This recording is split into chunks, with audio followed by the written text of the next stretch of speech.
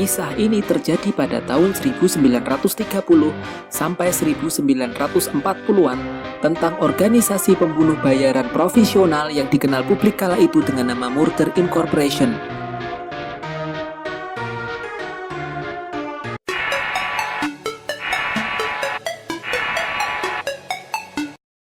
Murder Incorporation telah melakukan sekitar 1.000 kontrak pembunuhan untuk mafia dan kelompok-kelompok kejahatan terorganisir di Amerika yang menyewa mereka dengan biaya $1.000 hingga $5.000 per pembunuhan.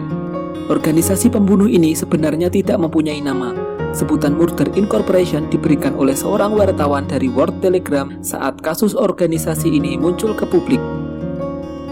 Pendahulu organisasi ini adalah gerombolan Brooks and Meyer yang didirikan oleh mafia Amerika Yahudi asal New York Meyer Lansky dan Benjamin Paxi Siegel di tahun 1920-an.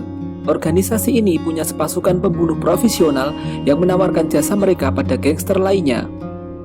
Setelah Lucky Luciano membentuk The Commission, sebuah badan pemerintahan mafia Amerika, Lansky dan Siegel membubarkan geng Brooks and Meyer.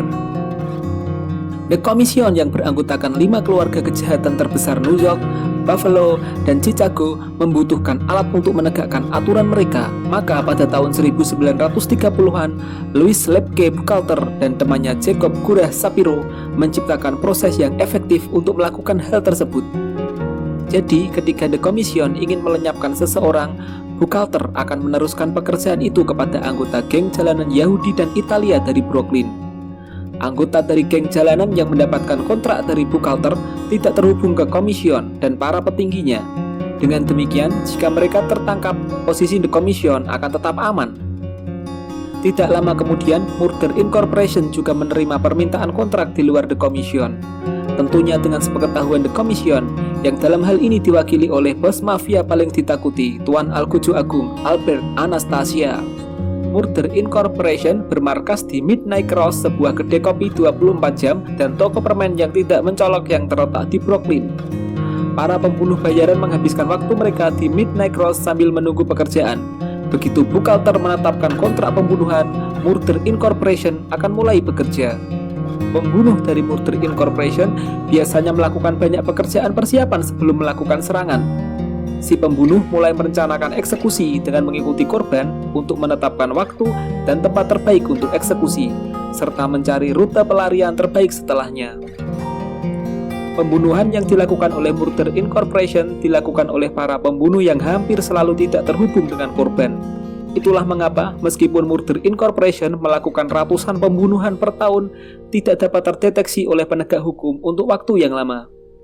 Murder Incorporation terdiri dari 2 fraksi, The Jewish Brownsville Boy yang dikepalai oleh Abe Kitwis Rilis dan Italian Ocean Hill Hooligan yang dipimpin oleh Harry Happy Mayon. Murder Incorporation mulai terungkap pada tahun 1940 ketika Harry Rudolph, seorang penjahat dan informan polisi, ditahan sebagai saksi dalam kasus pembunuhan seorang gangster remaja. Rudolph melibatkan 3 pembunuh bayaran Murder Incorporation dan salah satu dari ketiganya adalah Abraham Kitwis Rilis. Rilis kemudian setuju untuk bersaksi melawan rekan-rekannya. Dia terlibat dalam lebih dari 200 pembunuhan. Sampai saat itu, pihak berwenang tidak menyadari sistem pembunuhan kontrak mafia yang ramping, apalagi ruang lingkup dan luasnya kinerja Murder Incorporation. Rilis mempunyai ingatan fotografis sehingga dapat memberikan kesaksian terperinci dari setiap pembunuhan yang pernah dia lakukan maupun anggota lainnya lakukan. Itu termasuk tanggal, peserta, di mana pembunuhan itu terjadi, dan bagaimana mereka dibunuh. Begitu api Rilis mulai bernyanyi, pembunuh Murder Incorporation lainnya membuat kesepakatan dengan pihak berwenang untuk mengurangi masa hukuman. Akhirnya 4 pembunuh bayaran lainnya bergabung dengan Rilis untuk menenggelamkan Murder Incorporation.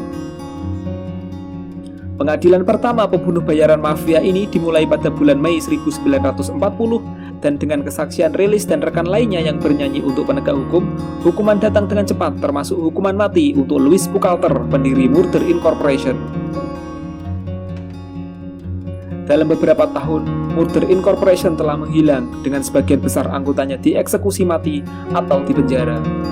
Rilis dan pembunuh bayaran lainnya yang telah bersaksi untuk negara ditempatkan oleh pihak berwenang di lokasi yang aman, Hotel Half Moon di Coney Island.